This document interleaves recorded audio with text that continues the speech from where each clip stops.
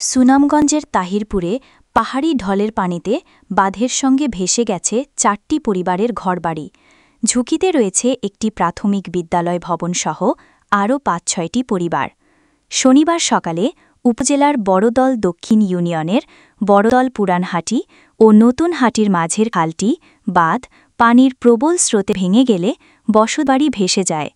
স্থানীয়রা জানান, সারাদিনে পানির স্রোতে বাঁধ সংলগ্ন মাফিক মিয়া, আফলাকুল, শহীদুদ্দিন ও জসিম উদ্দিনের ঘরবাড়ি ভেঙে নিয়ে যায়।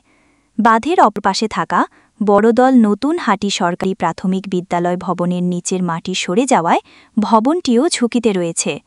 এছাড়াও পানির প্রবল স্রোতের মুখে মারাত্মক ঝুঁকিতে রয়েছে আরও ৫-৬টি পরিবার। টানা বৃষ্টি ও পাহাড়ি ঢলের পানি হাওরে প্রবেশের জন্য প্রবেশপথ না থাকায় বড়দল নতুন হাটি ও পুরানহাটির মাঝের খাল নামের বাঁধটি ভেঙে যায়। পানির স্রোত বেশি থাকায় খালের পাড়ের পুরানহাটি অংশের মাসুক মিয়া, আফলাকুল, শহীদুদ্দিন ও জসিম উদ্দিন এই ৪টি পরিবারের বসতবাড়ি ভেঙে নিয়ে যায়। ভুক্তভোগীরা নিরাপদ সরে গেলেও আসবাবপত্রসহ বাড়িগুলো ভেসে গেছে।